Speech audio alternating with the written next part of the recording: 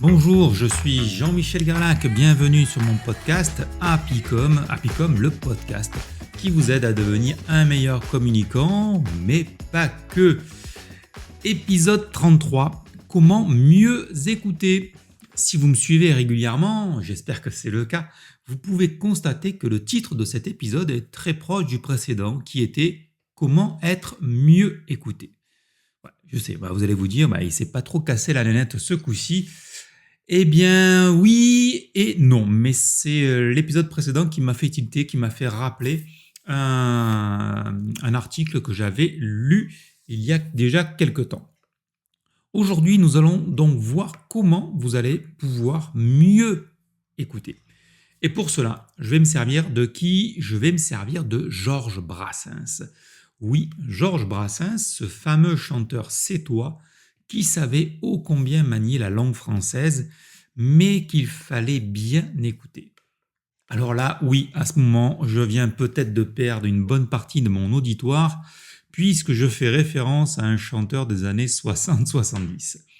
Mais je vous engage à découvrir ou redécouvrir ce monument de la chanson française. Alors, comment j'en suis arrivé là ? Eh bien, en lisant l'analyse transactionnelle de Nicolas Cardon et Lennart, je suis tombé sur cet échange entre un journaliste et Georges Brassens. Et cet échange m'a vraiment fait tilt. Je vais commencer par vous livrer quelques échanges afin que vous compreniez bien où je veux en venir. À un moment de l'interview, Georges Brassens dit à l'intervieweur André Seb : « Tu suis ta pensée, je sens ça. Tu viens ici avec des idées préconçues et tu veux toujours suivre ton chemin. Pas le mien. Quand j'avance quelque part sur une idée, il faut me laisser partir et tu m'arrêtes. Là, j'aurais pu dire des choses mieux, mais il faut le temps pour que ça vienne. » Ce à quoi le journaliste lui répond « On y reviendra. » Et Brassens de répondre « Il ne faut même pas dire qu'on y reviendra. Il faut continuer de parler sans que tu t'occupes des questions que tu as fabriquées ou que toi tu veux suivre. Veux-tu Brassens ou veux-tu fabriquer Brassens ? Si tu suis ton idée, tu perds ce que moi, en suivant ce qui me venait, j'allais te dire. » Brassens avait bien perçu que le journaliste avait une idée préconçue et qu'il voulait avoir ses réponses. Mais du coup, il allait se priver du vrai Brassens. Mon conseil est : ne suivez pas toujours votre pensée, laissez la personne avec qui vous discutez vous embarquer, laissez-le se livrer. Lorsque vous discutez avec quelqu'un, soyez curieux de le découvrir vraiment. N'arrivez pas avec vos idées préconçues, ou bien acceptez de vous en débarrasser rapidement. Acceptez cette découverte que vous apporte ce que j'appelle un vrai échange. Vous en ressortirez enrichi. Vous avez sans doute, comme Brassens, ressenti cette impression quand des journalistes interviewent des personnalités, encore plus quand ce sont des personnes que vous appréciez. Vous avez envie de découvrir des traits de personnalité différents, d'en savoir plus, d'être surpris même. Et puis, vous êtes déçu car le journaliste reprend son fil rouge, lit ses notes et continue comme si de rien n'était.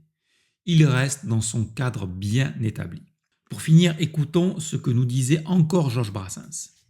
Tu attends, et quand ça coïncide avec ce que tu attends, pof, ça fait tilt. Tu me regardes d'une façon vivante, tu es ouvert. Mais quand ça ne coïncide pas, je vois ton visage sans vie, je te surveille, tu sais. J'en apprends beaucoup sur toi en observant ton comportement d'intervieweur. Tu arrives ici avec Brassens entièrement préfabriqué dans ta tête et tu veux me faire entrer là-dedans. La seule chose qui t'intéresse, c'est de me faire dire ce que, d'après toi, Brassens doit dire, ce que Brassens doit être. Tu pourrais avoir le vrai Brassens, et en tout cas, un Brassens inattendu. Mais tu t'es préparé au Brassens que tu veux. On attend toujours les êtres comme on les veut, on n'est pas prêt à la surprise. J'adore cette fin de phrase. Moi qui viens de commencer les interviews, j'ai effectivement des questions à poser, mais j'aime bien me laisser porter par la conversation, découvrir la personne en face, la laisser se livrer, me surprendre. Quelle richesse quand on a ce comportement-là. Vous avez noté que Brassens observe l'intervieweur. Un facteur très important dans vos échanges. La personne que vous avez en face de vous vous observe. Elle voit dans quelle position d'écoute vous êtes. Faites, comme le disait Brassens, soyez prêts à la surprise. Lors de vos échanges, soyez neutre, soyez ouvert, soyez à l'écoute. La vraie, l'attentionnée, et vous en ressortirez enrichi et connaîtrez réellement votre interlocuteur. Plus vous connaîtrez votre interlocuteur, plus vous pourrez échanger avec lui et faire passer votre message. Alors, la prochaine fois, laissez-vous surprendre. Et oui, j'espère que cet épisode vous a plu, que vous allez écouter du Georges Brassens, que vous allez redécouvrir cet auteur fabuleux avec ses chansons magnifiques. Ouais, ça fait un peu vieillot, mais vous inquiétez pas, franchement, c'est vraiment génial ce qu'il nous raconte. Et bien évidemment, si cet épisode vous a plu, laissez-moi un avis 5 étoiles sur iTunes. Si iTunes, c'est pas votre truc, eh bien, partagez l'épisode autour de vous, cela m'aidera beaucoup. D'ici là, prenez soin de vous et je vous dis moi à lundi prochain.